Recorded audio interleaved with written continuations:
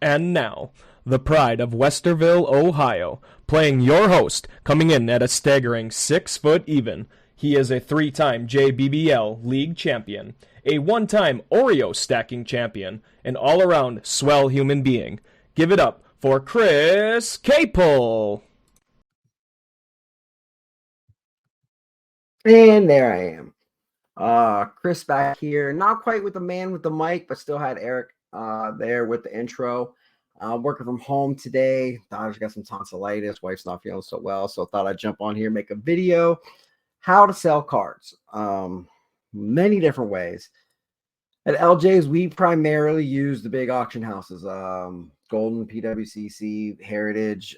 We are big on eBay. We have over 71,000 sold on eBay. We currently have 3,100 listings. Last 90 days, we almost did 500K on eBay. So that's great. But not everybody can do that because you don't have the resources. We have like 3 guys who just list on eBay. Something you can do, and again, I'm not a paid endorser. No one's giving me any money. Like, these are my personal cards just sitting here. I got the stack of cards right here, and I'm going to get the scanner from work, and you can use Card Dealer Pro, and I can list all of those cards on eBay at like 99-cent auctions. There's maybe 30 of them there. I can get it done in 7 minutes. Imagine the productivity you can do with that. So, I mean, you've got your slabs, you've got your good cards, you've got cards that, hey, you know what? I want this in my PC. I really like this. I think this guy's coming back, so I'll sell it at my price. Everyone's going to try to lowball you or get it for their price, which it's negotiation. It's haggling. It's what you should do. But don't, at the end of the day, it's your card. You sell it for what you want. And so, I mean, I know, like, I send cards to consignment, Stack City Sales, my dude Nate. I just sent him a box full of stuff that literally, like, get out of my life. Please sell it for me, Nate. We'll come to an agreement on how to make money. He makes money. I get money. And these cards are out of my life.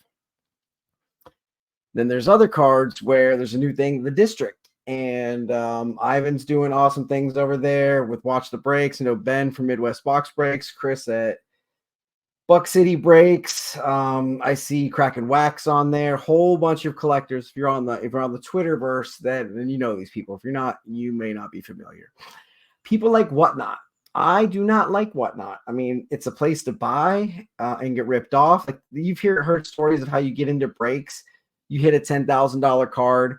All of a sudden, the breaker disappears, steals your card, and then they're back, a week later with different stuff, and nothing really happened to them.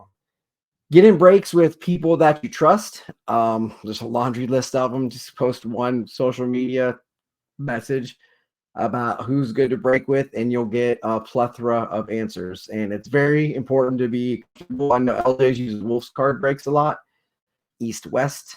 Not so sure if we use them so much. Mikey B breaks. These are all people that I've personally broken with that I would do. Eloy the Go.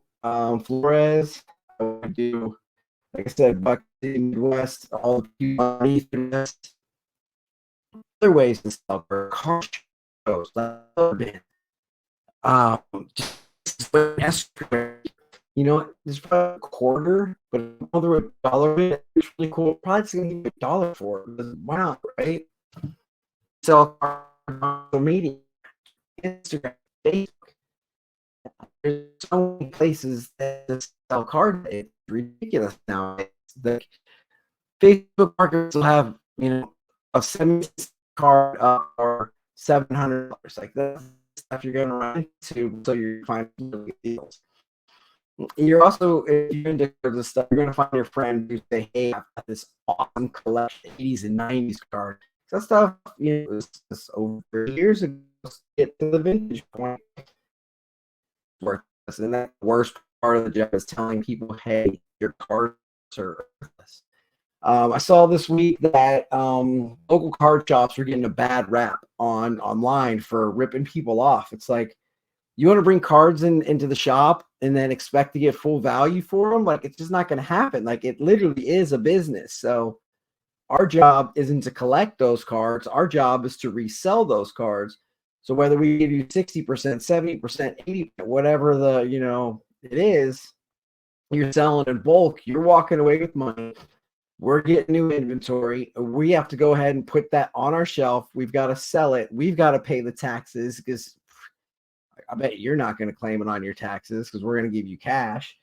When I say we, I mean like the LCS, like card companies. So like people buy collections all the time. We've got to pay the taxes on it. We've got to pay the fees on auction houses or wherever you sell things. So it's not always cut and dry when you say, hey, this card's worth $30. I want $30 for it. Well, I'm going to give you 20 for it because I need to make my money off of it. And I've got to pay all these fees that you don't have to. And people just don't understand. Like that's how it works. You see an eBay comp for $100. Okay, well, how much money did they actually pocket at the end of the day? Is that if that's like your PC card, you want that card? Is that how much you're going to pay for it on Twitter or Instagram or any of these other mediums? Maybe, maybe not. But there's just like how to sell cards is just however is comfortable to you. Like I actually like eBay. I can ship easily. I can post easily.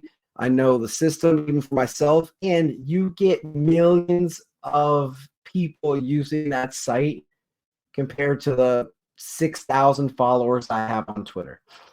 The LJ's currently has a home Spectre 101 RPA up with 1,000 views on it. Last I checked, it was 900 something.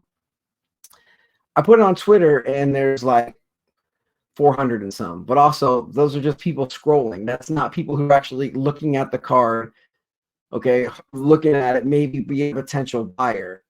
I don't know anybody on Twitter who would maybe be a potential buyer who follows us. I don't get many messages. Instagrams, I get messages all the time, but not so much on Twitter. It's more of a place where we go to share our love of the hobby, interact with our community, and show off some stuff.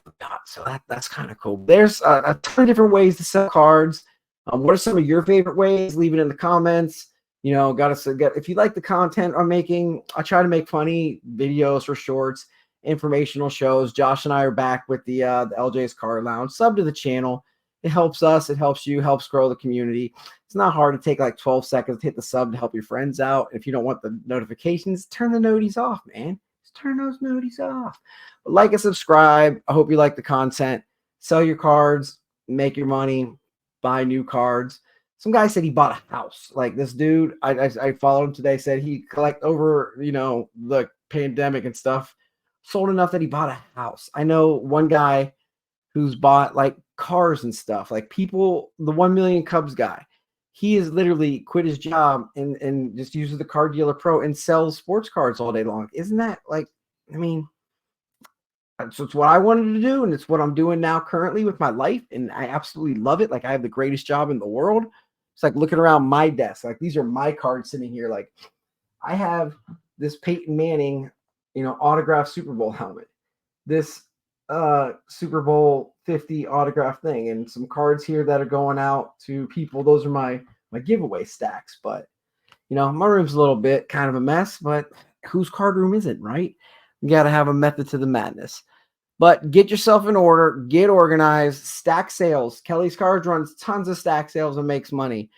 It's just figure out what works for you and stick to it. And once you do that, like going to card shows is a great way to buy, sell, trade. Go in with a plan, know what you want to do, and execute it. All right.